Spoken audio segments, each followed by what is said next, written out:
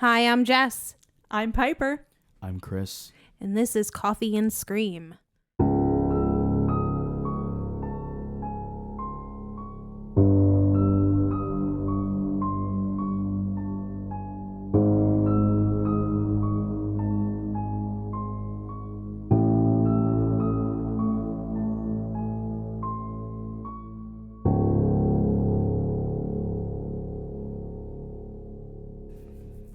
Welcome back, everybody. I hope everyone had a good week.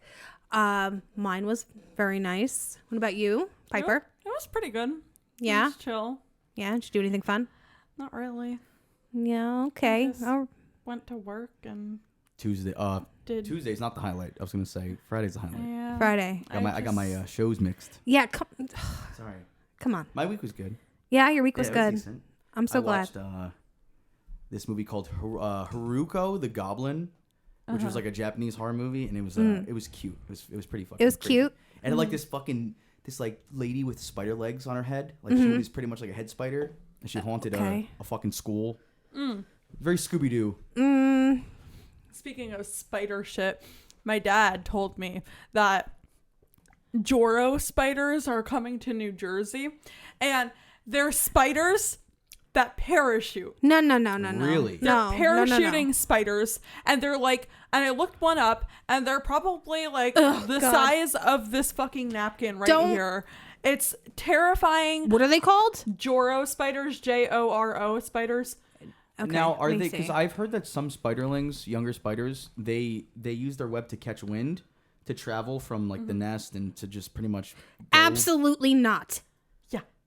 I'm They're Do you moving. mind if I Scary see? Can looking. you describe to the listeners what you're seeing? It is a spider that is like bigger than My hand.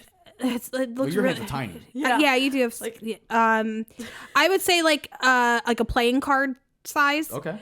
with a yellow stripy body and long skinny black legs. Here, do you want to pass that over to Chris? Yeah. No, absolutely not. No fucking thank Now you. they got their fucking Now, hornets coming Chris here. has like tarantulas, so like spiders don't bother him. Oh, this looks like a garden spider almost. It does. It looks very similar to like those classic does. garden spiders. Which those scare me, but I know they don't do anything. They just hang out in that spot. These fuckers are nuts. No, yeah, Yeah. Have you ever seen an ogre-faced spider? no. There's these spiders, and they have I think like 6 to 8 eyes, but there's 2 huge eyes, almost like a jumping spider you'd see, and they have longish bodies. Yeah, look at them. But they make a net with their feet, and they trap things like that. They Like, actually have very cute eyes. they're cool as fuck. Yeah. What are they called again? Ogre-faced spiders, like a Shrek face. They're like It looks like Shrek. it kind of does. When I was like younger, we had to read like this thing in English class that was like spiders, about spiders and everything. And I remember when I was little, my arachnophobia was so bad that for me to take the book home and be able to do my homework, the teacher had to like cover the pictures of the spiders with like lined paper so that I could complete my homework. Fuck that, dude. Yeah, no, I used to I do that can. too. I don't No. like spiders, but like I have no problem taking care of business on my own. Yeah. I try to keep them alive. Well, Not as, me. As an adult, like I'm very much better at like killing insects and everything. Like literally yesterday, I drowned one in Raid, and then I Yeah, that's what you have to do. sent You have it to down like. my drain. You Like don't have to do that. You kind of do. You kind of do. it was a flying roach that entered my bathroom. So No, you got to like stun it, like spray it with something. So they're like, "What the fuck's happening?" The next thing you know, smush. Like, Yeah. it's yeah. it entered my shower. That thing is not gonna watch me while I shower. Excuse me. I try. I don't know. I just turned into a Pervert hippie. flying I tried. roach. I told you the murder hornet in my room story. Yep. Right. Yep. Yeah. I caught that fucker alive. And you ever see in Ace Ventura where he throws the medallion into the cave? Die, die. Yeah. That was me with the cup. I just fucking threw the cup in the folder. God no. And dude, I slammed that door so fucking hard. It was I was just like I was standing behind it against the door like hyperventilating. Did your house shake? I shook. You should. He's still shook. I'm still shaking. Yeah. You see this? To this day. But Legend has it. He's still shaking. I'll never forget the fucking feeling of the wings flapping in the cup. God. It was like a jet engine. It was like a little drone machine. No, thank you. I can read about murders. I can look at crime scenes. I can read ghost stories, watch all that stuff. But spiders, Yeah, I can hear you getting choked up. I don't like it. Like it makes my skin crawl. Spiders give you a frog in the throat. They do. It make like I'm like ugh, get like the willies. well, I'm like no. there's like- There's I think that's why I like them. There's a poisonous spider in Hawaii, and it's called the Hawaiian happy face spider because there's like a Honolulu there's Mokonoko and they're Pokadoku. like bright yellow. Spider. We're almost getting to that time. Yeah, it is. But they're like bright yellow, and the pattern on their back looks like a smiley face, and that's why they call them the happy Psychopaths. face. I'll And tell like, you what, spiders are the ones you got to worry about. Tarantulas, they have brute strength. They don't really need venom that's that strong unless they're from old world, like India and But Africa. Those are fun. Those are hurt. You don't touch them. Like you No. don't take them out and like Nope. like Not mine. handle them. No, I have a Socotra Island baboon. I don't know what that which is. It's so it's actually. Oh God! It's one of the no, only. Piper, put it away. Look up Socotra Island baboon. this is the Hawaiian happy face spider. I don't know how to spell That that. looks like a goth rave spider. Yeah. Like a cyber goth rave spider. Here, give him. Or there's another name for the Socotra Island baboon. How do you spell? CO or SOC. S-O-V. Socotra? I don't know. Ricotta Island baboon. It's Socotra, so it's like SOCAT. You know, Something. I'm just gonna type. I can't spell. I'm good on paper. I swear, guys. Don't trust me. I'm just gonna type. This Hawaiian happy face Baboon spider is such tarantula. a catfish, though. Because God, I'd be not like, oh why? my God, he's so Why would you have happy. this? Yeah. And then he freaking bites me, and I'm Oh, dead. I found it.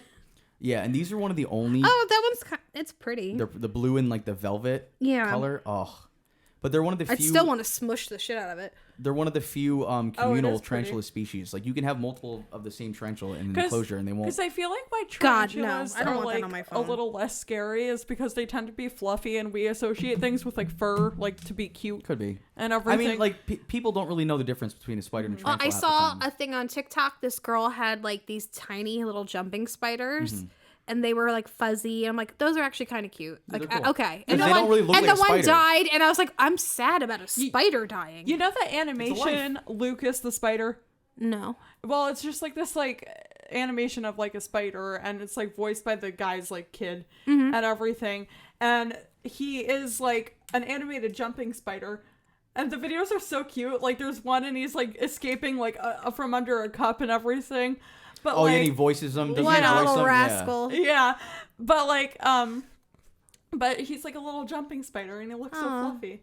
Yeah. Yeah, I feel like they get a bad rap. Yeah. Yeah, I don't know. I'm Ticks good. can fuck off. Well, I don't know what their purpose is at all. Yeah. Or Just mosquitoes. to suck the blood out of my nuts. Ticks give I did have one when I was younger. ticks give One? my I dog swear Lyme to One nut? disease. No, I have 2 nuts. Oh. I had 1 tick. Oh, okay. Okay. You know. And they had to use a hot match head to have it back out. Oof. You know, where you light Oh, it, yeah, yeah. You count to 3 and blow it out. And then you I've go, had multiple tick bites. Yeah. Like, I've had them behind my ear. I yeah. had a tick on my eye. No. Ew. Jesus. Burner. Uh-huh. Sorry. I've gotten bitten by a tick, and yeah, that was not fun. Yeah. Oh, Yeah. goodness. Have you ever been stung by bees? Yes. I We've think- talked about yeah, this yeah, conversation. Okay, we'll move on. All right, we're done with insect corner. invertebrates. Yeah. Yeah. Speaking of invertebrates, what's going on with today's topic? What are we looking at? Today, the category is bad friends. Yes. Yeah. Bad friends. Yep. Okay. That could be subjective. Like, are they bad? Yeah. Michael Well, Jackson bad? like if a friend murders another friend, that's probably a bad Ooh. friend. Yeah. Maybe I can bring some topics in the future because I just got an idea. Yeah. Marvin Gaye. Yes. Also, Roger from Zapp and Roger. He was From who? Shot, he was shot. Zapp and Roger. I want to be your man. Mm-hmm. Computer love. You know that song? Computer love. Ounce for the bounce. I don't. You've definitely heard this. I'm telling you. I probably have. I just There's don't got to know. be a No, but more, there's plenty of But his them brother that. fucking Yeah. shot him in his studio over like a musical dispute with the record deal and stuff. Oh, There's like- been countless like people that have gotten murdered and shit. Like you bad siblings, that could be a topic. know? Yeah. Oh, there's a whole Yeah. kids killing parents, parents killing kids. Like fucking Becky Watts, that was a case out of the UK, and like her like stepbrother like fucking kidnapped her and like murdered her and dismembered Jesus. her. Well, that's the case he definitely. from the other didn't day. like how she was treating his mother Okay. and wanted to teach her a lesson. No. Yeah, I'll teach her. Oh, No. oh boy, did he? Yeah, how, what Like, lesson? what Her is lessons are over. like that's there's not nothing to be learned. That's terrible. Like the girl's like 16, like she's gonna are- treat like her stepmother like crap, like every teenage girl does. Like Yeah. it's Except for me. true. Yeah, And except for me. There's gotta be more stories with musicians and stuff having. Oh, there's so Yeah. many. Yeah, There's I mean, well, the Sid and Nancy thing, that was nuts. yeah. That was fucking Yeah. crazy. Or like Jerry Lee Lewis, like one of his wives, like fucking killed herself or something. Like it was a whole thing. Yeah. Yeah. There's a lot. But I guess enough with the chit chat because both of our stories are kind of long, so we're gonna jump right in. There's a spider on your shirt. Don't fucking say that. No. One more spider story. I swear to God, one day Oh, I was God. in the car. There would be a Jess-shaped hole in that wall. I would just jump out the window. Yeah, like just running pose. I swear to God, there was one time naked because my clothes been off immediately. back in the day. Remember iPods? Uh-huh. I had like a little iPod, like one of the tall ones. It wasn't a video. It was like one of the cheaper ones, which is one of the iPods. Okay. And I was in a car, and this was like dark. It was like nighttime. I was going to my buddy's house at the time. I go to change songs. I swear to God, I like hit the middle button so the light would come on. Stop. I just got chills. On the fucking screen, the whole screen is just a silhouette of a black spider. I'm scared. No. Dude, no. I lost my mind. This is when I was afraid. I wouldn't have an iPod anymore. I've never been so small in a backseat. You know what I'm saying? I tried to sit so tight. I was like, just get me out of this car. But now I'm fine. I'm so glad. That spider was a bad friend. It was a bad Yeah. friend. Now it's a good friend. No, I still would have lost my shit. I would have screamed as it was loud a as dark- possible. that dark car car. would have crashed. Yeah. I would have Just I would've grabbed the wheel. forward. Yeah. Yeah. from the back seat. I cover the driver's eyes and I'm screaming. Like I've definitely gotten better at killing bugs, but like spiders are still like a nope. Like I'm like I need a 10-foot fucking pole to kill one of those Yeah, thing dude. by myself. Yeah, no, There's something else. Yeah. All right. Well, let's get into it. Yep. So, bad friends. Yes. Well, my story takes place in a small town of Orinda, California in 1984. A 15-year-old girl named Kirsten Costas lived with her affluent family, which consisted of father Arthur, mother Barrett, and younger brother Peter. Kirsten attended Miramonte High School, and she was very well liked. And she was a member of the cheerleading squad and the varsity swim team, like a very go-getter kind of girl. The biggest clique in school was known as the Bobolinks, also known as the Bobbies. The Babadook. Yeah. This group was made of the most affluent kids. It was very snobby, Izod for days. My dad invented toaster strudel. Yes, exactly. I even have in my notes, think the Plastics and Heathers. Yeah, I was just saying, parentheses, toaster strudel. Yeah. My dad can ban you from twitter.com. A whole slew of Regina Georges and Gretchen Wieners. Yeah. Kirsten was kind of a shoo-in to be accepted into this, really coveted club. And in her sophomore year of high school, Kirsten and a handful of her friends were invited to join the Bobbies. But the group, while it did raise money for charity, pretty much it was just a social status club. We're the rich kids, we're popular. Everything is. Especially back then. Yeah. Where's James Spader? He's, he was there somewhere. Billy Zane. Yeah. Andrew McCarthy. Heather, and Heather. Yeah. Well, before the end of the school year, Kirsten, along with her friends Lauren Shea and Bernadette Prati, are initiated into the Bobbies. After initiation, the girls are hazed in typical dazed and confused fashion. Just covering them with flour and stuff and making them stand on corners. Barefoot. Yeah, Stinking just up a fucking all that storm. stupid shit. Yeah. And it was 2 weeks after the start of summer vacation that the Bobolinks started planning activities for the following school year. But one afternoon, Kirsten gets a phone call, or actually Kirsten's mother got a phone call inviting Kirsten to a special dinner for her Bobolinks initiation. and it was like top secret, like don't tell anybody. And It's like when they're gonna make Tommy. yeah, but oh no. But then like her mom, like she takes in all the information and tells Kirsten like someone's coming to pick you up on Saturday.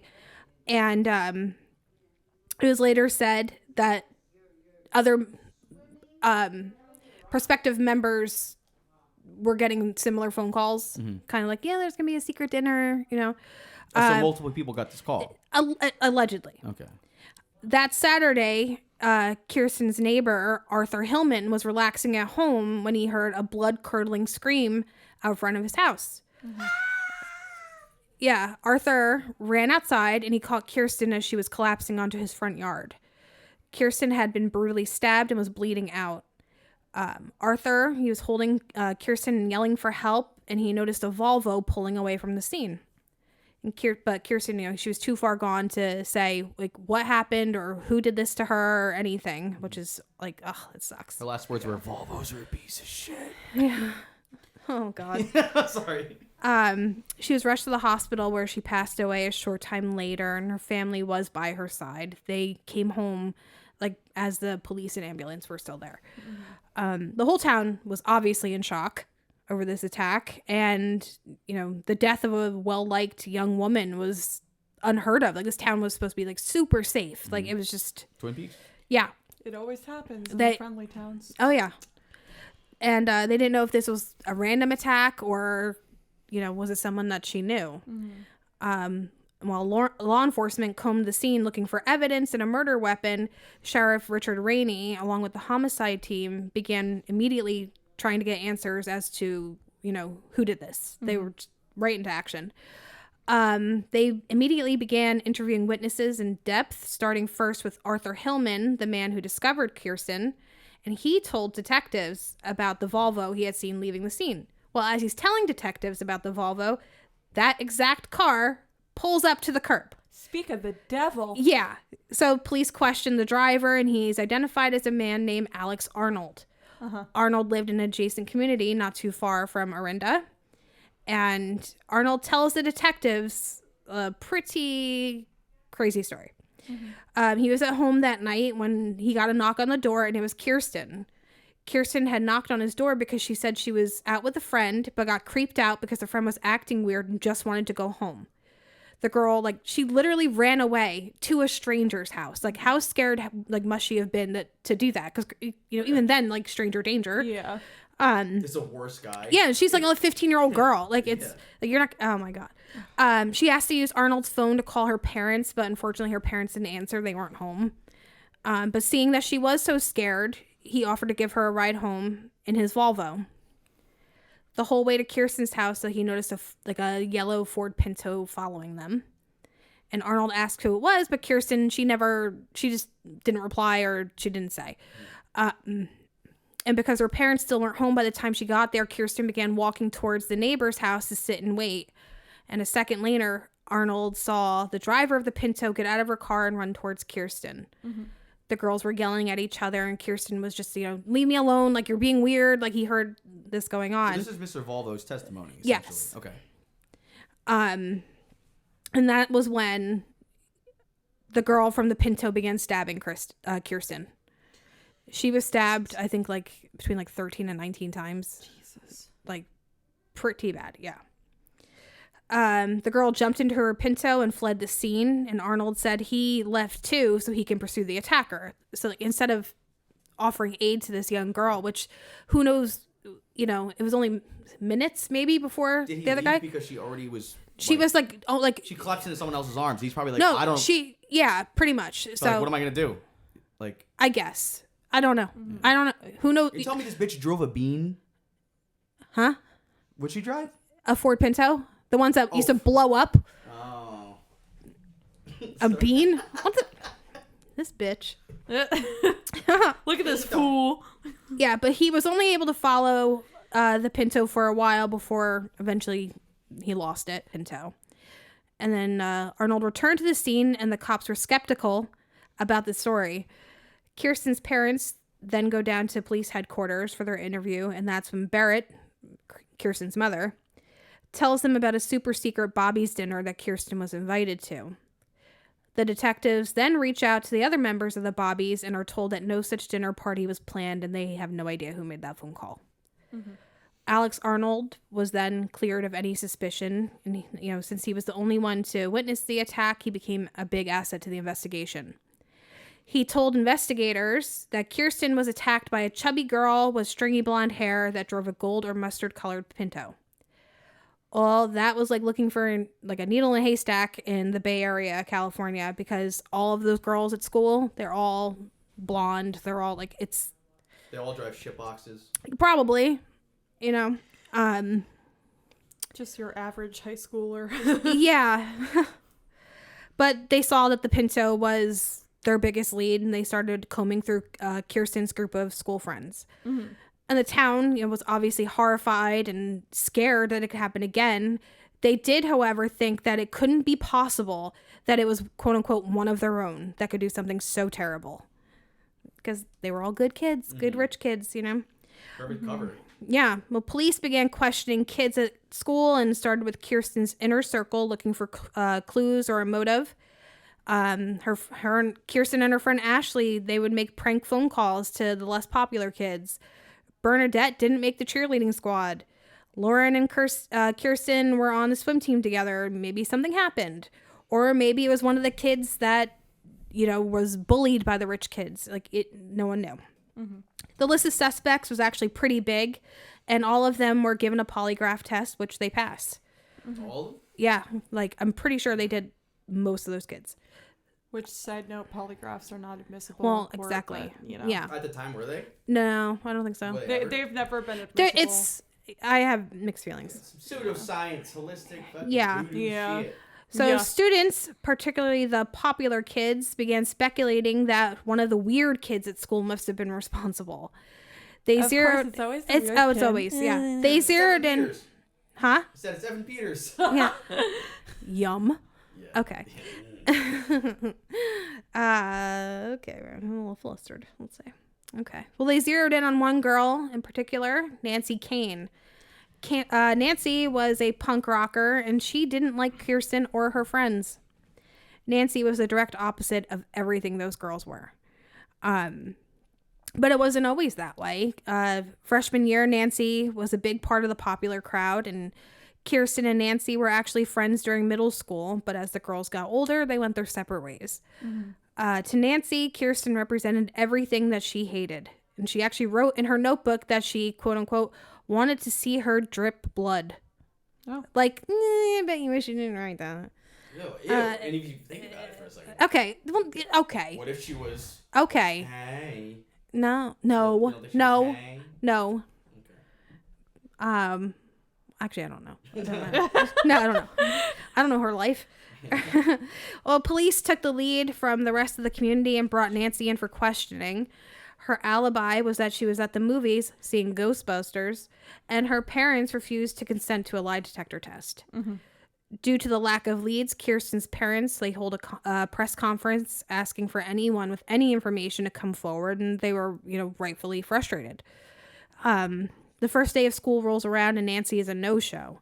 Students then decide that, well, she's not here. She must be the killer. Mm-hmm. But you see, Nancy has lied to the police about her alibi. She confesses to the police that she hadn't been at the movies, but was actually at her boyfriend's apartment and didn't want her parents to know. Mm-hmm. Which is she even said in this little documentary thing I saw, she's like, I don't know why I lied. I should have just been truthful right off the bat, but she's like, I was young, I was dumb, and I was dating a boy my parents didn't approve of. It's such an innocent lie, but it was just at the worst time. She wasn't there? No, she was not at the movies. She was with a boyfriend instead. Oh, she was? Yeah. I thought that was just made up on the spot kind of thing. No. It was, she was being truthful then. And her real alibi was checked out, and she was no longer a suspect. The police are back to square one, and they don't have any new leads. Thousands of leads and hundreds of witnesses questioned lead to nowhere. And it's at this time that Sheriff Rainey reaches out to the FBI for help. Special Agent Bob Gast is assigned to help with the case. It's okay.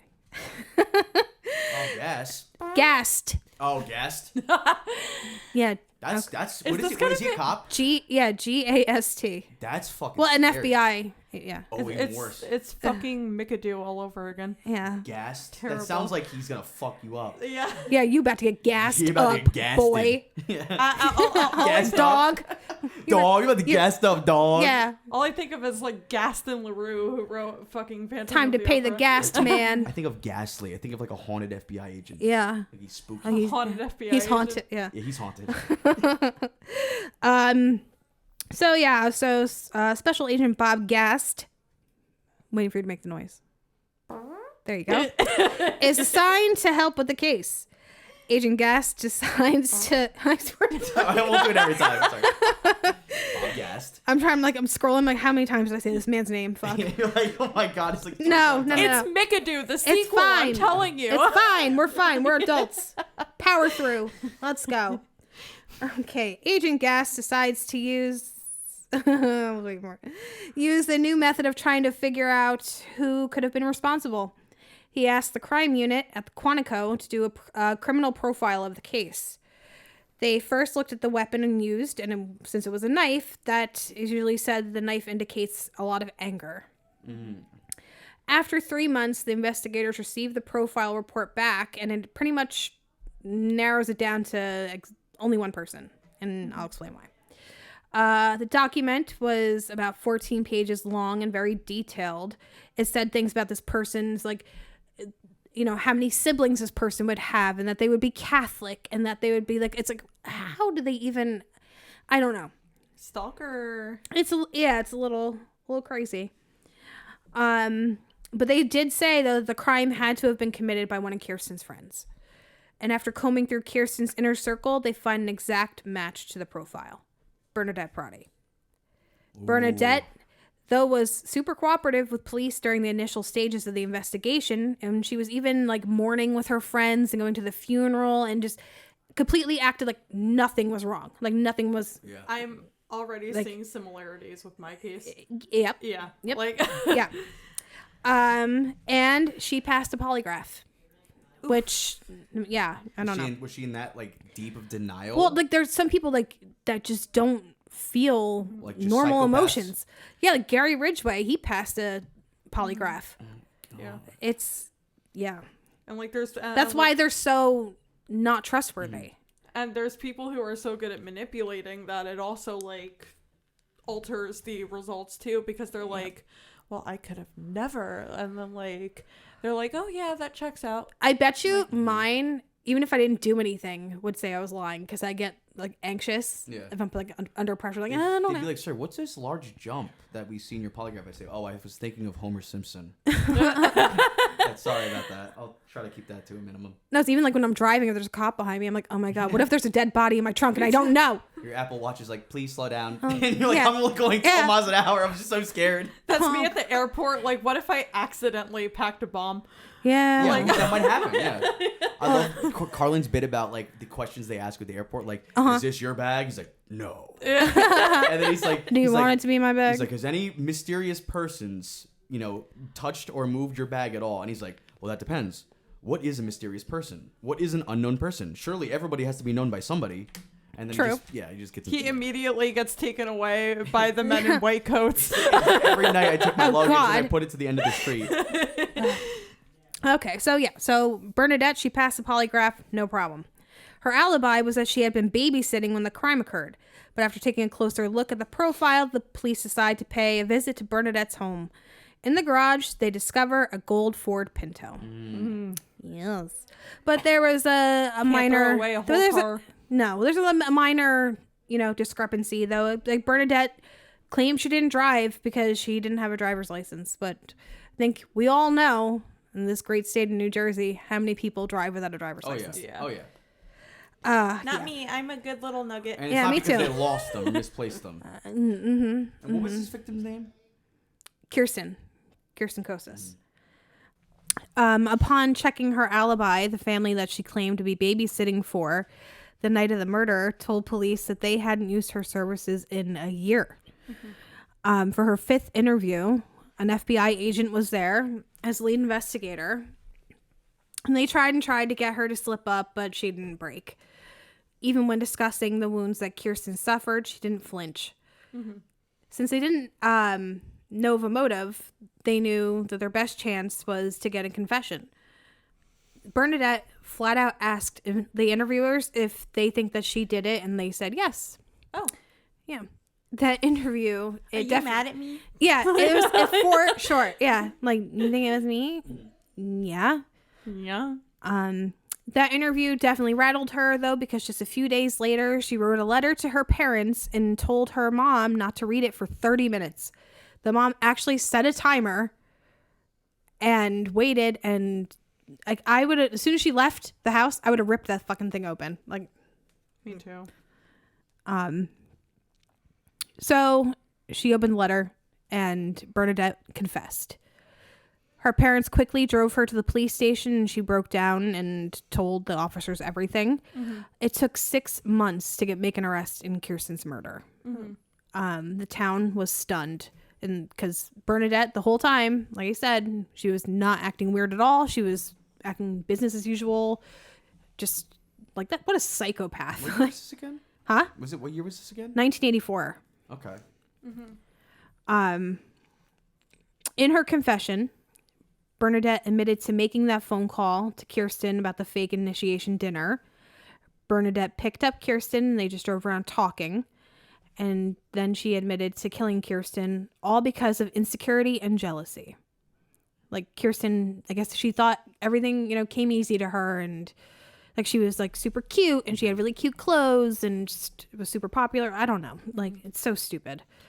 Kirsten jumped out of the car because Bernadette was acting weird, and that's when she knocked on Arnold's door. And unbeknownst to Kirsten, in the Ford Pinto, there was a 12-inch kitchen knife that she had brought with her.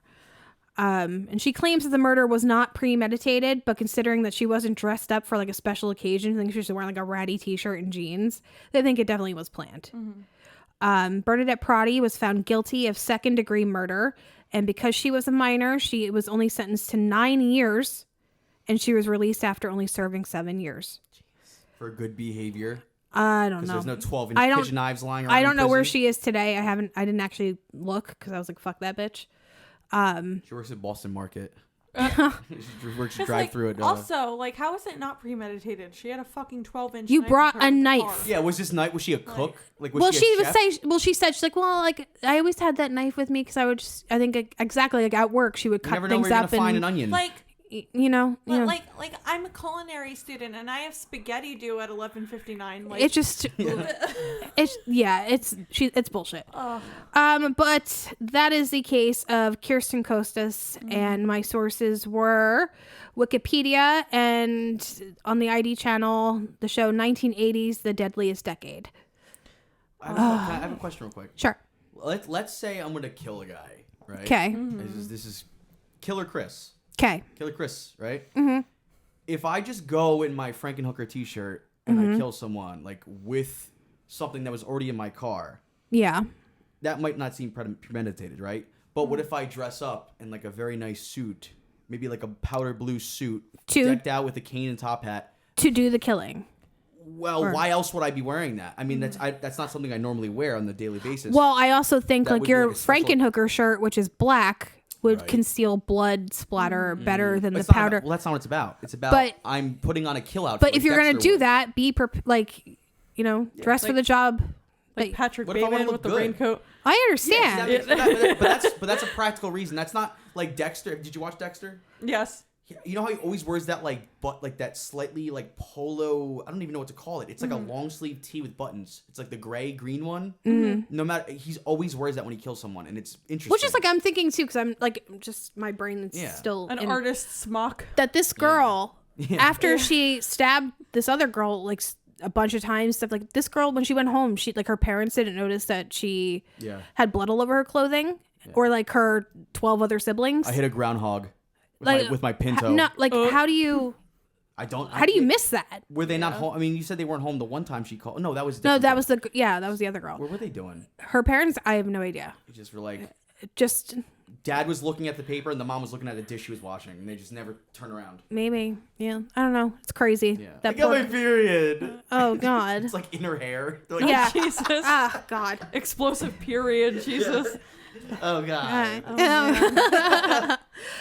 So yeah, that's terrible. That was Yeah. Kirsten Kirsten Costas. and Bob Gast. Bob Gast. Yep. Yep. And Bernadette Prodi. Sounds Yeah. like a bad friend. A real bad friend. Very You know who close else friend. had bad friends? Piper will tell you. Oh, who you got? Skylar Niece. Skylar Niece. Niece. Niece. Interesting. Okay, so on February 10th, 1996, Skylar Annette Niece was born to Mary and Dave Niece in Morgantown, West Virginia. Skylar lived in Star City, which was also in West Virginia. Skylar was an only child, and her parents often described her as sweet, compassionate, and bubbly. They always are. Yep. In second grade, at a community center, Skylar Niece would meet Sheila Eddy. Despite the fact that Sheila lived 20 miles away, the two girls became the best of friends. A factor of both of their lives that really helped strengthen their bond was the fact that they were both only children. Sheila was also involved with the Niece family so much that Sheila would just like come over and like invite herself into the house. Like an Like, yeah, and like her Kimmy Gibbler. and like She was like exactly. and like the niece and the parents would be fine with it. Like they were just like, oh hi Sheila, like very like Yeah, like yo, this is you're part of the yeah. family. Yeah. exactly We all had those friends growing up. yeah. Or you were that friend. Yeah. During Sheila's early childhood, her father had been involved in a car accident, which rendered him injured and unable to work. In 2000, her parents divorced, and her mother later remarried, and Sheila's family moved to where Skylar lived.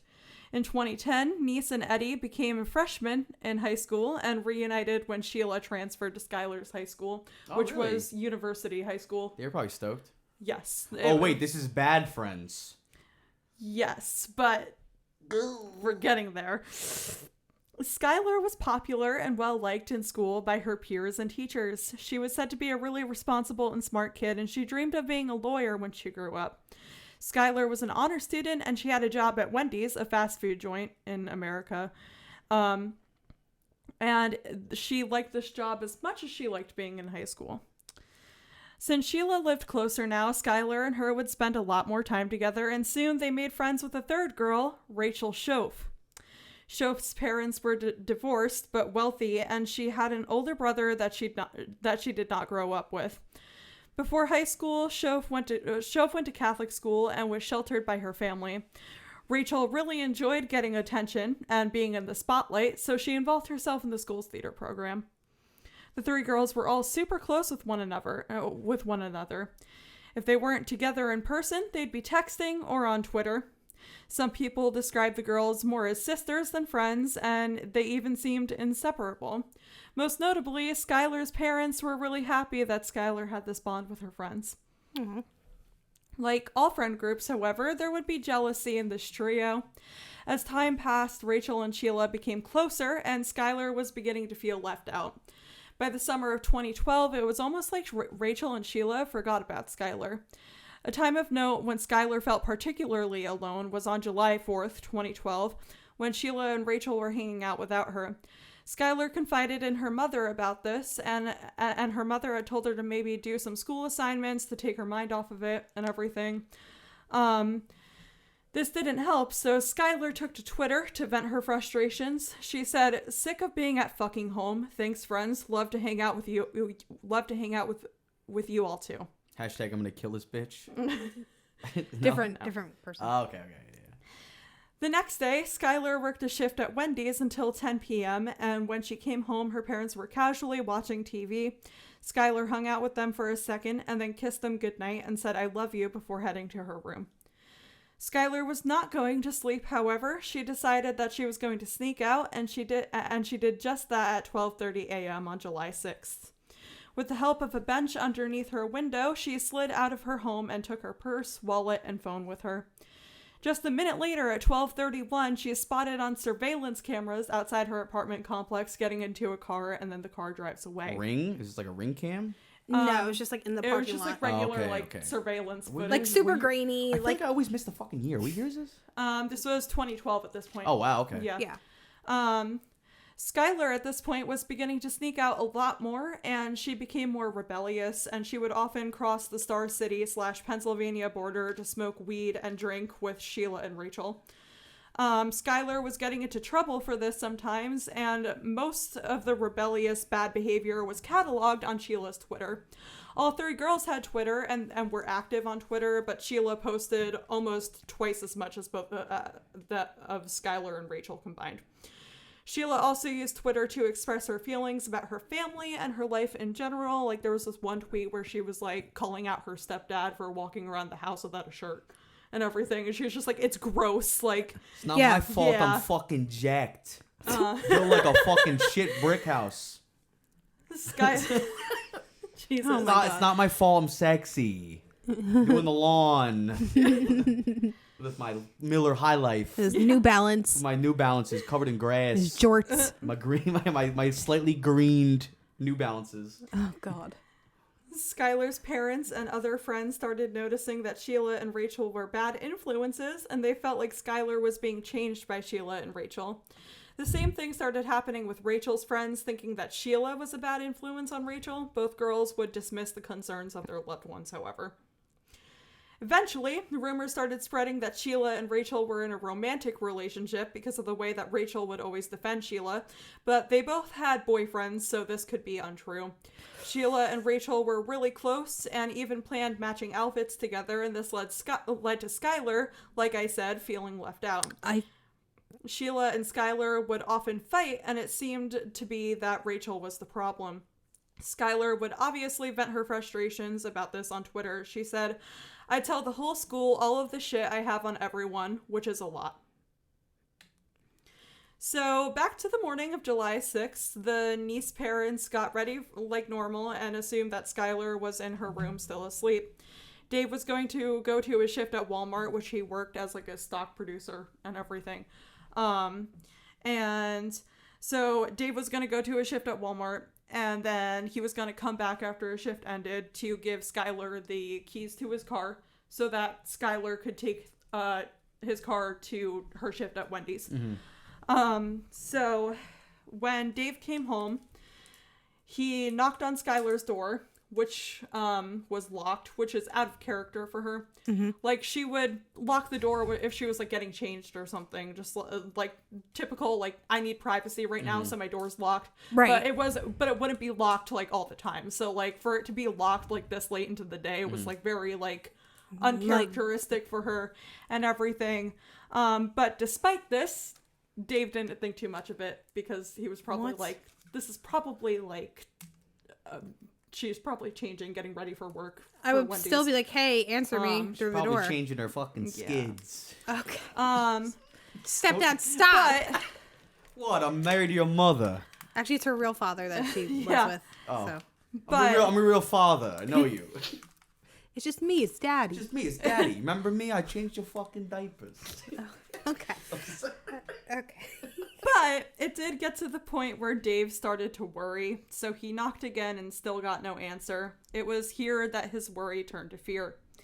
Dave did some investigating by himself and found that the window to Skylar's room was open, with the bench under it when he went outside. Dave assumed that she snuck out again, but began to worry that something happened to her because Skylar was still a responsible girl and wouldn't be late to her job. I would have beat that door down. Mm-hmm. I would have snucked out too. Snucked out? Yeah. Sneaked out? So how do you say it? Snuck out. She just snuck out. Oh, snuck. Yeah. Did I say it weird? Sorry. What? It was cute. Keep going. Okay. Okay. So Dave tried to call Skylar's friends. He tried Sheila first, but she said she talked to Skylar around 12 a.m. but had no idea where Skylar was, nor an idea where she could be.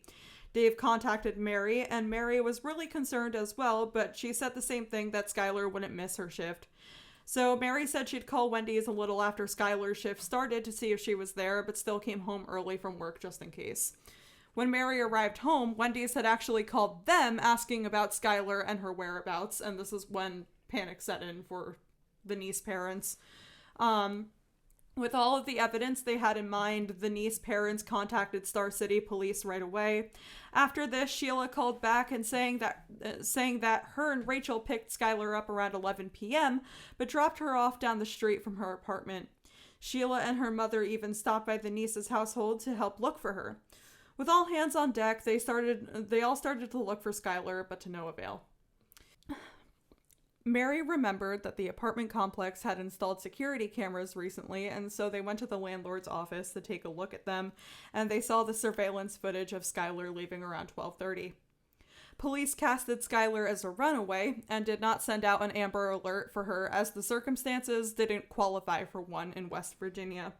Skylar's parents also could not file a missing persons report either, due to the whole wait till 24 hours after the person went missing thing was still popular there.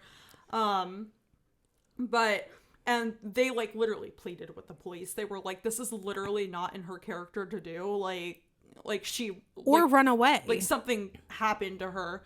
But police were like, no, she ran away. Because the surveillance footage where she was we don't want to waste taxpayer money. Exactly. Even though they pay taxes. Yeah.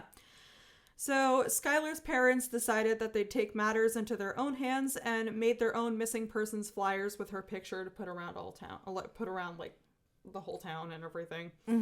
Rachel and Sheila seemed really devastated and concerned too, but mostly Sheila, according to Skylar's parents.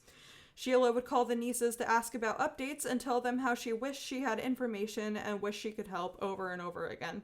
Sheila was really cooperative and even passed out flyers and volunteered to search herself. There was a moment where Sheila and Mary cried together on Skylar's bed and talked about her. Oh my God. On July 9th, law enforcement actually decided to take the case more seriously, and after looking into Skylar's background, had finally agreed with the niece's parents that this was super out of character for her. The case was handed over to West Virginia State Police and the FBI.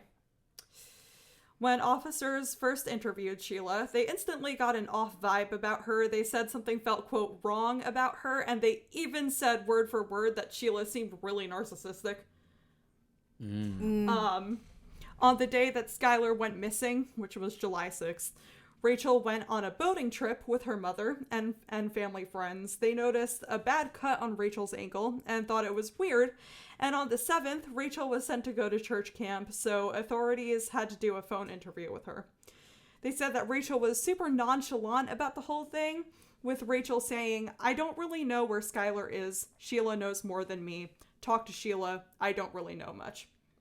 Which to me is like a little weird, because like if I got a call from the police being like, your best friend is missing, I'd be like, what the fuck? Like, yeah. Like, can I come home? I'm like, let me tell you everything I know. I would be like, yeah. I would be like, fuck church camp. I'm coming home right now. Like, yeah. Like, no.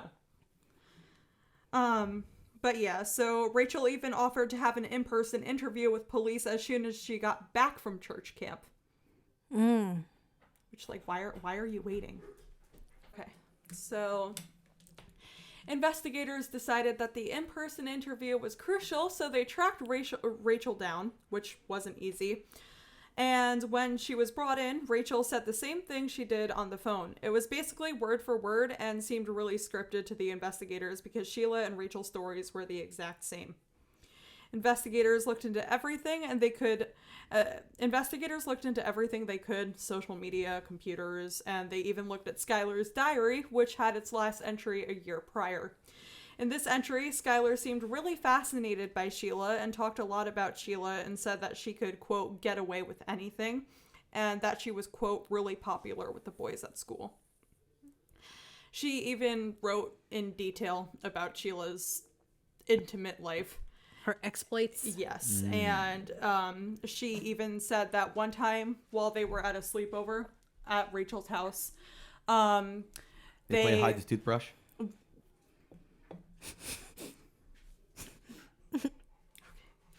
Okay, so hide the mouthwash. I'm drinking. Don't do that. Not supposed to drink mouthwash. Okay, so Skylar wrote in detail about Sheila's like intimate life and everything in her diary, and one of the entries states that when they were having a sleepover at Rachel's house, they snuck into Rachel's parents' liquor cabinet. Of course they and did. they started drinking. And then Rachel and Sheila started hooking up in the bathroom together. And it really made Skylar uncomfortable because she was locked in the bathroom with her. Skylar said... What? Yeah. And, like, Skylar said, like, I have no problems if you're gay. No, I'm but, just like, trying to she's- brush my diary. teeth. But like she she's was just third like- wheeling it, and it's like this is Yeah. uncomfortable. But like, honestly, like, whether the person's gay or not, if, like, you're sitting there and two people are hooking up in front of you, that's gonna be, like, a little awkward and, like, a Yeah. little, like, what the fuck are you doing? Like, get a room. Like, Yeah, they're like, well, we have one. yeah. So, police found tweets on Skylar's account on the day before she went missing saying, "All I do is hope, and you doing shit like this is why I'll never completely trust you." Due to the uncertainty of it all, the rumors at school flew around like crazy, but the niece parents felt like there would only be two possibilities. Skylar was being held somewhere against her will, or she was no longer alive. So, running away was never an option for the niece parents because Skylar left all of her important items behind, like her phone charger and her security blanket, and her security blanket wasn't like a traditional blanket. It was like one of her mother's old nightgowns that she Oh.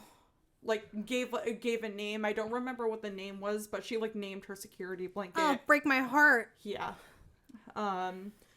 A lot of students at school started feeling really depressed and anxious about the whole thing because Skylar was basically a friend to everyone and a shoulder to cry on, but she was gone.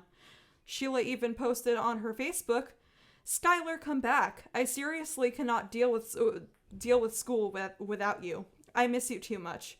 With Dave responding with, "She will be home soon, honey. Love you." And Sheila replied to Dave saying, "Love you too." Rumors at school started to pick up that maybe Sheila and Rachel had something to do with Skylar's disappearance, and that maybe Skylar had overdosed on drugs and died, and the two girls hid her body and didn't say anything out of fear. These rumors eventually started to make it out of school and onto the online world, and authorities seemed to be really suspicious of Sheila and Rachel.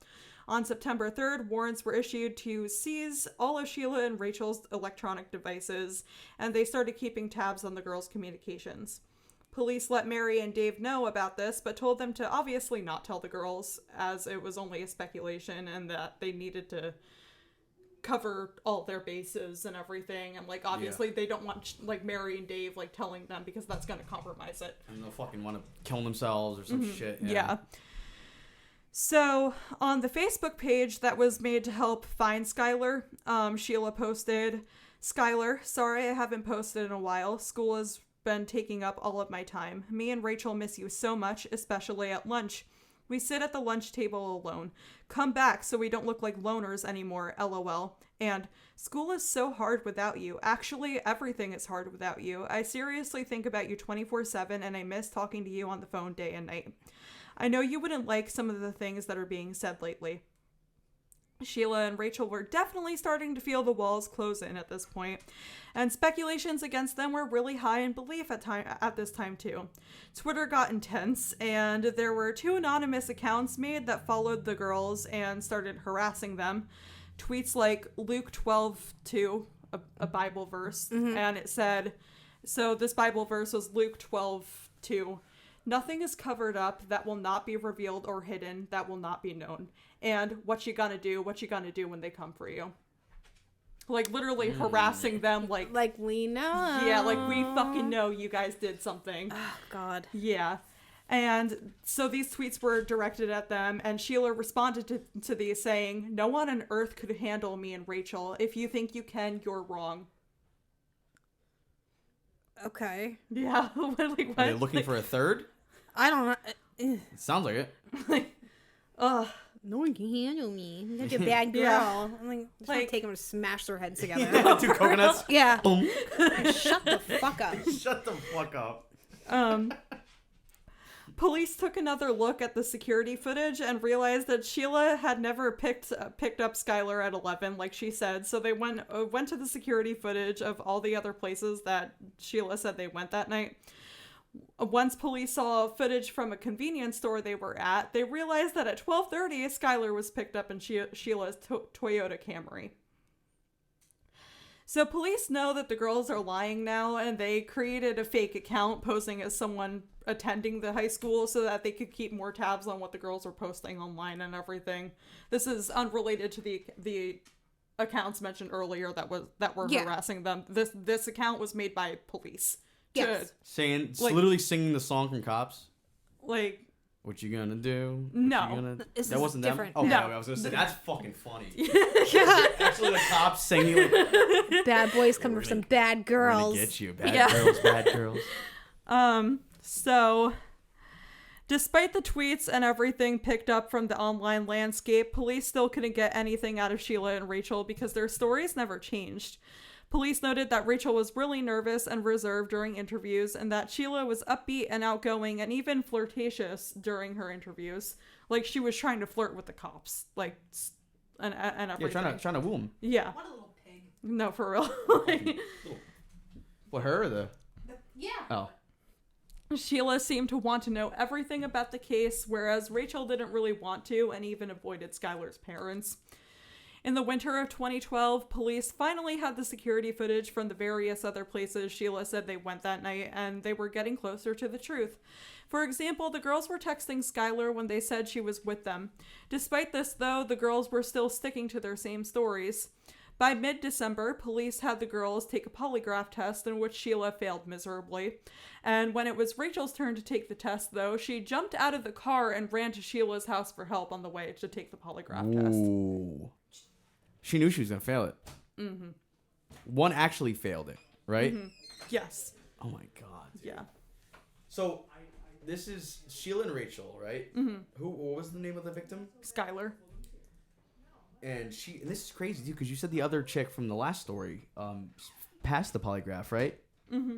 And these, yeah, I don't know, because like I was saying, like if people are in such heavy denial where it's like a repressed memory of what they've done, if they physically can't remember it, would the polygraph catch anything, or do you have to have that subconscious little like spark, where like you think of it and something goes on in your brain where they catch it on the graph? I think it's like a bunch of factors, but like again, like polygraphs aren't admissible in court. So like whether there's a polygraph taken or not during an investigation period, you can't use that evidence in court. So it's basically like, oh, we're taking it just because like we just want to see something. Does it just calculate emotional response? Is that what it is? Like just What the do you mean? transfer of like a polygraph test. Like to kind of get into the person's head. yeah, like or- how does it like what is it tracking? What is it? It tracks your breathing. It tracks your I think it tracks your pulse. Yeah. It's like all Like it's like they hook you up to all these wires and shit. Yeah. And, like, yeah. It's like crazy. So on December 16th, Mary wrote a really long Facebook post about everything that happened and the fact that Sheila lied and her speculations that Skylar was dead. Mary and Dave lost trust in Sheila and Rachel, and people were really starting to turn on Sheila and Rachel. This was all having a massive toll on Rachel mentally, and one day, Rachel's father moved in to help with Rachel's mental health because it was declining, and that really set Rachel off. Rachel went screaming all around the neighborhood, and when her parents caught her, they locked her in her room and called the police. In the call, you can hear Rachel yelling and being restrained and threatening to take her own life. Just like really Jeez. crazy Yeah. shit. Rachel ended up being placed in a psychiatric facility, and Sheila tried to go visit her, but the psychiatric ward was ordered to not let the two see each other. 5 days later, Rachel was released, and as soon as she was, her parents took her to the lawyer's office. It was here that she finally took her polygraph test. With Rachel's breakdown in the polygraph test, and investigators were confident they were going to get the answer from her. And they were right. A few questions in, and out came the confession. We stabbed her. That's what she said. We Yes. We as in her and Sheila. This shocked investigators as they thought they were just trying to cover up like an overdose or something initially. Like they just thought like Skylar did too many drugs and she's dead somewhere and like she's Like murder never crossed their minds. It always crosses my mind. Like Like, I would be like, what did you on do? fucking Route 9. Are you kidding me? Have you seen it? yeah. So Rachel told investigators how during their sophomore year they took a trip to Myrtle Beach and all they did was fight. When they got back, Sheila complained to Rachel about how bad Skylar was and how much she didn't like her anymore and that she, quote, had to go. At school, teachers and classmates overheard Sheila and Rachel talking about how to get rid of a body. A body was actually found outside the school, so everyone just assumed that they were talking about that in like a dark humor sort of way. This body wasn't Skylar. It was like completely unrelated to the case, but there was a dead body found outside the school. And they thought like, oh, like, how would you hide a dead body? Being like dark humor, like inquisitive like that. But despite this, there were still some students that thought this was in relation to Skylar. So they walked up to Skylar and they like warned her about it. They were like, dude, I think they're like planning to fucking kill you or something. And Skylar was like, no, they're my friends. They could never hurt me. They would never hurt me. So like she didn't heed the warnings. And when summer came, though, Skylar was starting to catch on to the attitude that was directed at her. Hence the tweets on Skylar's account on July 4th and 5th about like the thanks for fucking nothing. Like, I hate being at home alone. Like, Yeah. Like those tweets. On the night that Skylar went missing, Rachel said it was actually quite difficult to convince her to sneak out. Eventually, though, they did get her to come in. They did get her to come with them, and they drove to Pennsylvania. On the drive, they saw a state police car which spooked them, so Sheila, who was driving the car, took a different direction. But they eventually did get into Pennsylvania, where Sheila drove them down a dark, twisty road that led to a spot where the girls would smoke weed together. Rachel said that they talked in the car for a few minutes, and then they went to their normal smoking spot. Skylar realized she forgot the lighter, and so she turned around to go get it, and as she started walking, Sheila and Rachel counted to 3 before they pulled out kitchen knives, which they got at home, and started stabbing Skylar. Skylar started screaming and was obviously shocked. Skylar was stabbed in the knee, and she tried to run, but she couldn't. Rachel said she fell backwards, and she stopped stabbing her, but Sheila kept going. Skylar suffered a total of over 50 stab wounds. Oh my god. She stabs this bitch in the knee? The fuck? Yeah. Rachel said that they watched... Sorry, What? I was like, well, yeah, she probably got stabbed everywhere, but like, the first place you stab someone? I'm sure And it it was gets one of next the to run. first. Well, I don't think it was the first. I think it was one of the first. Okay. Yeah, it was definitely like a stab just to like render her like unable to defend herself or something. Stabbed her in her elbow. Like, you know, I've never heard that. It's like getting your Achilles tendons lashed, Yeah, basically. I guess, yeah. Mobilizes. Oof. Yeah. So, Rachel said that they watched her slowly bleed out and die, and Skylar's last words were just a simple, why? They waited for it to be completely silent, and Rachel said that they premeditated all of it, obviously, all the way down to packing up the gear that they would, quote, need, like paper towels, rags, bleach, clean clothes, a shovel, etc. And they put it into the trunk of the car. They had tried to bury Skylar, but the ground was too thick and rocky to do so, so they dragged her body under a tree and covered it in dirt and like branches and other debris around the area. And they turned off Skylar's phone and placed it next to her body, which is a little strange, but oh well. Well, Like, it's. I guess they can't be caught with Yeah. the phone on them. yeah, but like you're gonna leave it there anyway. That's why turn- well, that's just how I look at it. Like GPS. you True. know. So when they were done, they changed into their clean clothes and started going home. On the way home, they dumped the evidence and returned around 6 a.m. The morning of, Sheila tweeted out, "Always keep your cool." Monster. This little bitch. fucking. Yeah. Which in my opinion, they didn't do. No, they didn't. They didn't No, stay they very didn't. cool. Like if you don't want to be friends with someone anymore, just be like, I don't want to be friends with you. Yeah, like why would they even? You know? Yeah. You think that's why they were hooking up? They were like, she's so annoying. Maybe we can like freak her out and gross her out. Yeah. You know? Maybe. I don't know. No. No. You don't think so? You think they were hooking up? Seriously? I don't know. Yeah. I think This is all like speculation. I do believe they were hooking up. I don't know if it was for that purpose. Oh no, I was in- kidding. Yeah, I don't think they were 'cause just trying to in- gross her out. Because in Skylar's like diary entries about like Sheila's intimate life, like she said that Sheila told her that like she also like had sex with women and everything, and like so Sheila was exploring bisexuality. So yeah. But Rachel's story shocked investigators, and when they asked why Sheila and Rachel did this, Rachel just said it was because they didn't like her, and there was no other specific details, just that they didn't like her. Yeah, but this is coming from the lady that was dressing like in the same clothes as this woman. Like, isn't that kind of bizarre? No, Rachel and Sheila were dressing in the same clothes. Skylar wasn't. You know, Skylar's the victim. Yes. Yeah, but Sheila and Rachel are the perpetrators, right? Yes. So, that's my point. Is like these people, they both did a heinous crime together, and they were dressing the same, and they were almost inseparable. Like, do you think that one of them like was in love with the other so much that they were willing to do anything, or do you think they were like genuinely both fucked up? I think Like both. I think there was like a little bit of like romantic tension there. Because like it is weird for them to dress Yeah. alike and be like inseparable and be on top of each other, and then they do this. They both do a fucking heinous crime most people don't do. Yeah. You I know? don't know. People that wear matching couples outfits are gross. And yeah, twins that dress alike. Gross. That fucks me up. I have twins, and I But they're did. not identical. They're not identical, Yes. but when they were babies, I would dress them in similar outfits. Like usually, it was just like different colors, even.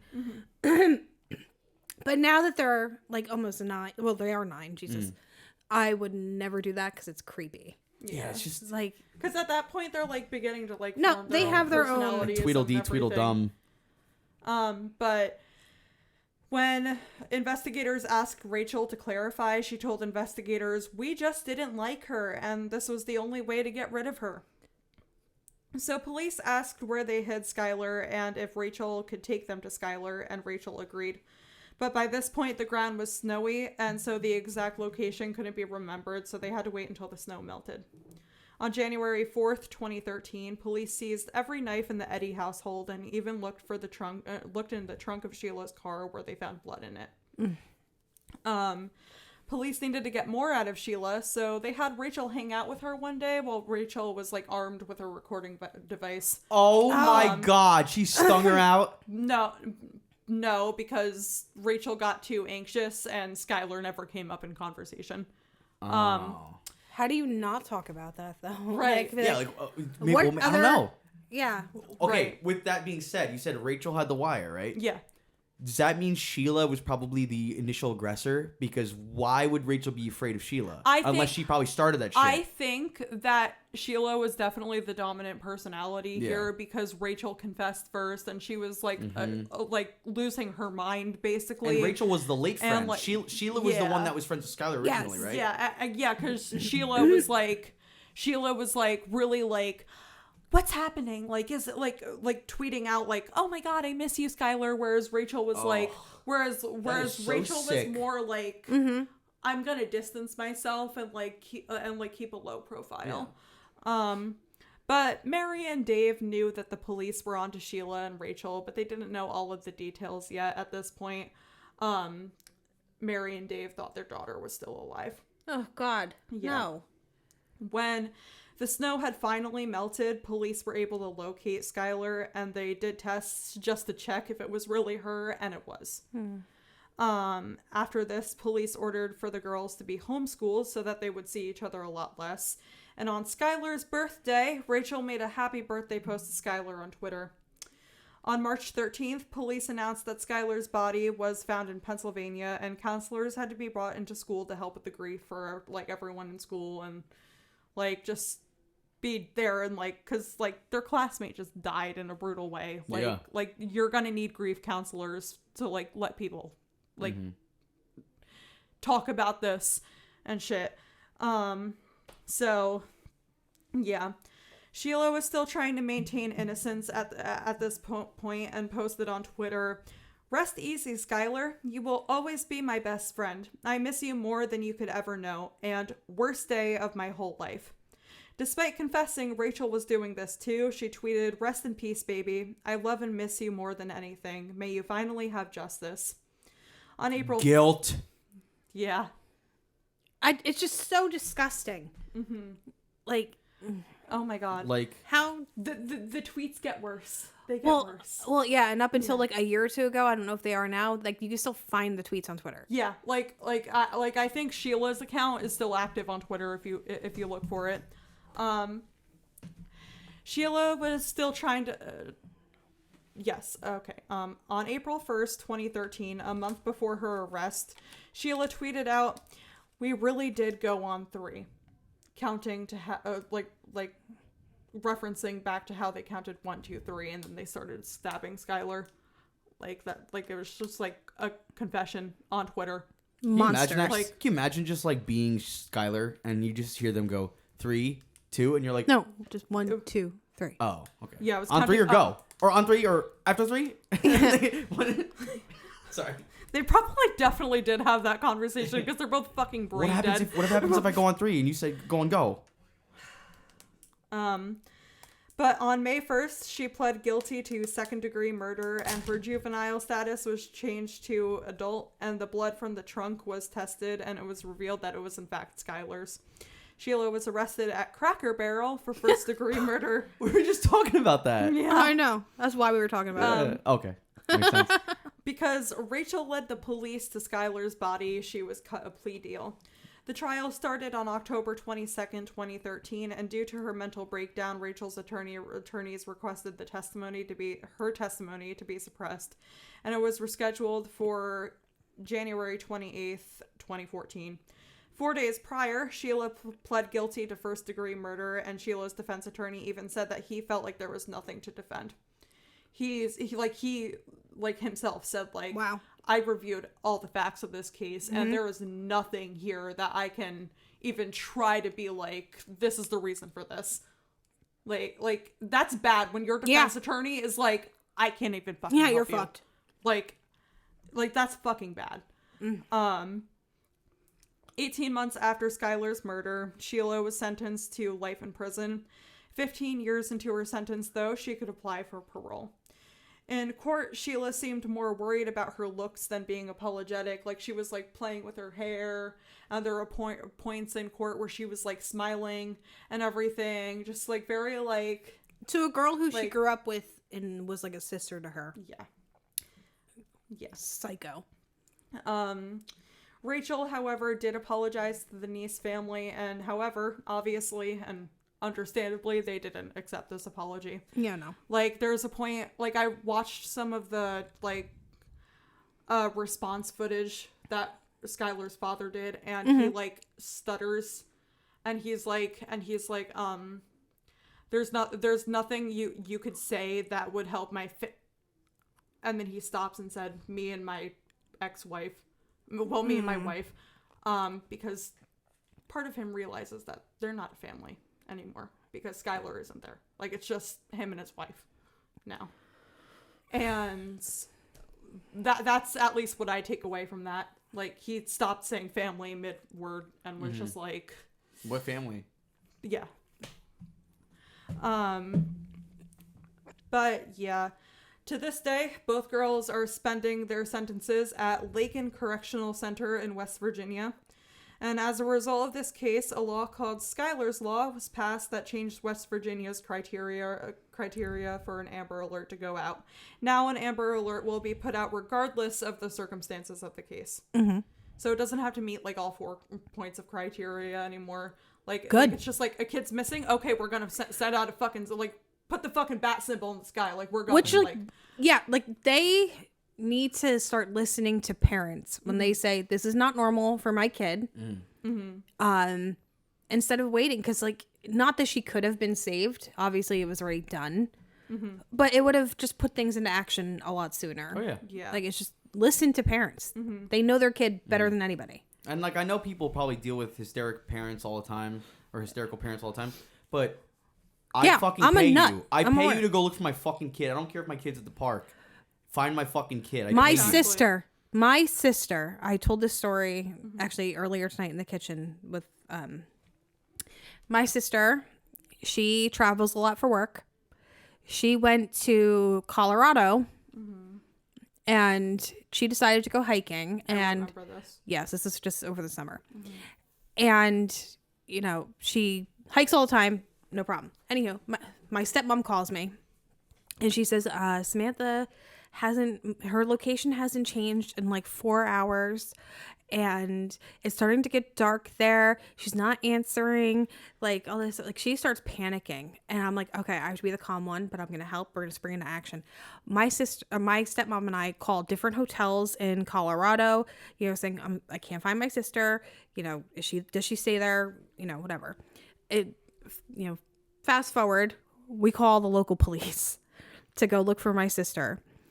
Well, my sister texted me an hour later and all she said was, "What the fuck?" And I was like, what? She's like, "You don't get service on top of a mountain." That was the best what the fuck ever. Yeah, she was just like, she was like, "Come down from the mountain," and my phone is just blowing up, and there's a cop there waiting for me, and just like, oh god, she's like, "You guys are insane." Yeah, at least someone gives a shit. You know? And then she sent me back a picture, like a selfie. She's like, "By the way, this is what I wear when I go hiking, in case you ever need to show someone." It's just a bikini. I'm like, oh I'm my like, God. yeah, you So definitely. yeah, I'm a little bit of an overreactor, but no matter what, if they're not missing, you'll find them super quick, and Yeah. and that's it. It's done. Yeah.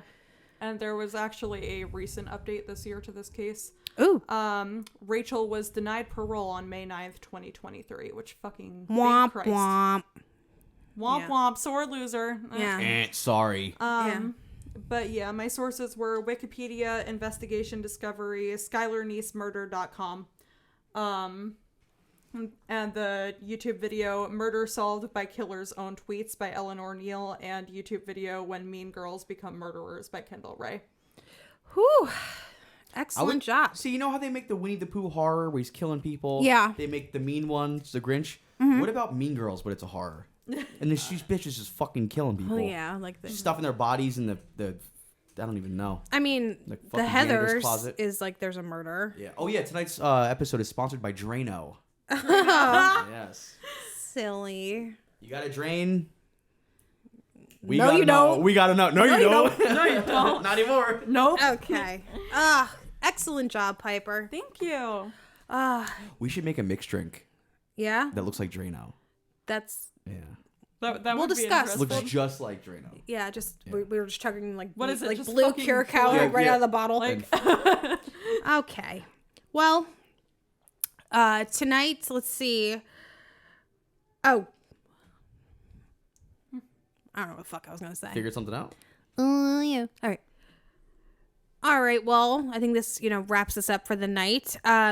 We do now have an account on buymeacoffee.com. Yes. It is under Coffee Scream, one word. That's us. You buy us a coffee, we'll be so grateful. It's going to go towards new equipment and, keeping us caffeinated. as per the pun that I so graciously wrote in the description on the website, we would like you a latte if you did that. Oh my god. Yes. I can't wait to wrap my car around a pole. Stop on the way home.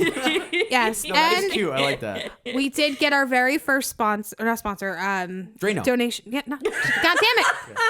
First ever. Someone first ever- bought us on buymeacoffee.com. They bought us 3 coffees or Dranos. Oh, because there's 3 of us. There's 3 of us. Yes. So thank you, Joshua. So nice of you. We're Yes. so grateful. Joshua, step right up.